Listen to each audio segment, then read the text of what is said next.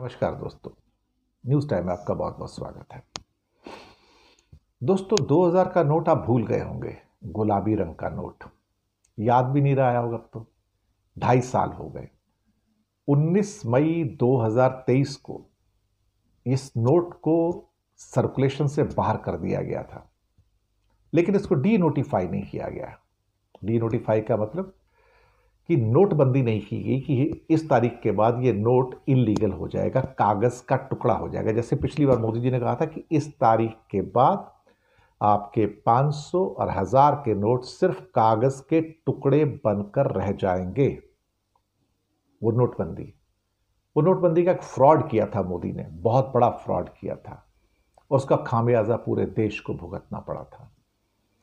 लेकिन 2000 के नोट के साथ एक खेल खेला गया, क्योंकि जब 2000 के नोट को बंद किया उस समय सर्कुलेशन में इनके 3.56 लाख करोड़ के नोट मौजूद थे। 3.56 लाख करोड़ के नोट। लेकिन एक पर्टिकुलर टाइम डेट के बाद भी इसको इलीगल घोषित नहीं किया गया। इसे आज तक इलीगल घोषित नहीं किया गया। इसे आज भी बैंक में जमा कराया जा सकता है, आरबीआई में या किसी भी पोस्ट ऑफिस के अंदर जमा करवा के आप पैसे ले सकते हैं 2000 के नोट के।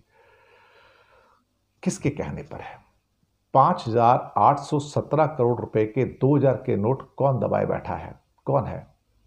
और अगर ये 5,817 करोड़ सिर्फ 1.63% है टोटल 2000 के नोटों का, 98.37% वापस आ गए हैं, 1.63% अभी तक वापस नहीं आए हैं। अब सवाल ही पैदा होता है कि ये आंकड़ा 31 अक्टूबर 2025 का है। तो आरबीआई ने जब इसको सर्कुलेशन से बाहर किया तो फिर ये लीगल टेंडर क्यों है? इन्हें इलीगल टेंडर क्यों नहीं घोषित किया गया कि ये अब अवैध हो गए हैं? जैसे कि पिछली बार जब 2016 की नोटबंदी थी, उसमें एक पर्टिकुलर डेट के बाद ये सारे नोट अवैध हो गए थे, इलीगल टेंडर हो गए थे और बहुत सारे लोगों के करोड़ों रुपए डूब गए थे, गरीबों के पैसे चले गए थे, हमारी गृहिणियों के भी पैसे चले गए थे। जो हमारे घर की जो लेडीज होती हैं पैसे बचा के रखती हैं, उनके भी आंसू सूखे नहीं आज तक कि उनके भी लाखों रुपए, हज़ार रुपए मोदी के इस जिद की भेंट चढ़ गए एक्चुअली। खैर, लेकिन अभी भी 5,817 करोड़ रुपए के 2000 के नोट वापस नहीं आए हैं और इन्हें अभी भी लीगल टेंडर घोषित करके रखा हुआ है। किसके कहने पर? मोदी का ही आदेश होगा तभी तो लीगल टेंडर है, अदरवाइज इलीगल टेंडर होता था। जब पहले 500 और 1000 के नोटों को इलीगल टेंडर कर दिया गया था तो इसको क्यों नहीं किया गया? क्योंकि ये पैसे शायद किसी ऐसे सत्ताधारी पार्टियों के पास हैं जो उसका समय समय पर इलेक्शन आता है तो उसमें उपयोग कर लेते हैं। अभी कुछ समय पहले की बात है कि करीब 8,000 करोड़ के नोट सर्कुलेशन से बाहर थे और काफ़ी टाइम हो गया। फिर हर बार एक इलेक्शन आता है, पता लगता है अब 8,000 करोड़ की जगह 7,000 करोड़ रह गए हैं। फिर कहते हैं अब करीब करीब 5,500-6,000 करोड़ रह गए हैं। अब ये कहते हैं 5,817 करोड़ रह गए हैं। कौन लोग हैं जो उनको दबा कर बैठे हुए हैं और धीरे धीरे कहीं जाके एनकैश करते हैं और पैसा लेते हैं और शायद हो सकता है इलेक्शन वगैरह में यूज़ करते हैं। और जब जब इलेक्शन पास आता है तो इनका ये न्यूज़ आना शुरू हो जाता है कि भाई कितने पैसे अल्टीमेटली 2000 के नोट के मार्केट में अभी तक नहीं आए हैं। एक सवाल तो मेरा भी मोदी जी से बनता है और आरबीआई से बनता है, ये 5,817 करोड़ के नोटों को अवैध या इलीगल टेंडर क्यों नहीं घोषित किया जाता?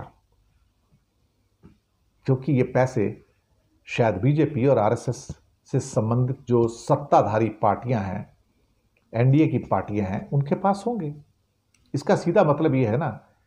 अदरवाइज अगर आज 5,817 करोड़ या आज से एक साल पहले 8,000 करोड़ थे, उसको अगर इलीगल टेंडर बनाते धंधा ही खत्म हो जाता था कि नहीं है उसको इलीगल हो गया, पूरा का पूरा बात खत्म हो जाती थी। लेकिन उन्हें लीगल टेंडर अभी तक बनाकर रखा हुआ है और अभी तक उनको चांस दिया जाता है, भैया जाओ और आप आराम से इसको एनकैश कराओ। क्योंकि वो इलेक्टोरल बॉन्ड तो बंद हो गए ना, तो थोड़ा धंधा पानी वैसे बंद हो गया तो पैसे कहां से आएंगे? तो कोई तो ऐसे धन्ना सेठ हैं, कोई तो ऐसे सत्ताधीश हैं जो इसको 5,817 करोड़ के 2000 के गुलाबी नोट आज भी दबा के बैठे हैं और इसे आज भी आप बदल सकते हैं पोस्ट ऑफिस में जाके या आरबीआई की 19 ब्रांचेस में जाके। मुझे लगता है कि मोदी जी जो है ना, इसका जवाब नहीं देंगे, क्योंकि ये पैसा गरीब की किसी महिला, किसी गृहिणी के पास नहीं है। ये पैसा मोदी जी के सपोर्ट करने वाले किसी पार्टियों के पास है, किसी कंपनियों के पास है, कोई तो है ऐसा जो इस सत्ताधीशों को हेल्प करता है। मैं क्या कहूं साहब, सच तो यही है। अगर ऐसा नहीं होता तो आज से 6-8 महीने पहले, 1 साल पहले इसे इलीगल टेंडर क्यों नहीं करार दिया गया? कुछ वैसे ही क्यों नहीं करार दे दिया गया जैसे पहले 500 और 1000 के नोट में नोटबंदी के अंदर उनको इलीगल टेंडर करार दिया गया था, अवैध करार दिया गया था। कुछ तो अंदर का काला कांडी हो रहा है ना, काला रास्ता है ना करप्शन का। इससे ज़्यादा मैं क्या कह सकता हूँ। लेकिन 5,817 करोड़ अभी भी बाहर हैं, कुछ धन्ना सेठों के पास है, कुछ सत्ताधीशों के पास है। शुक्रिया आपका।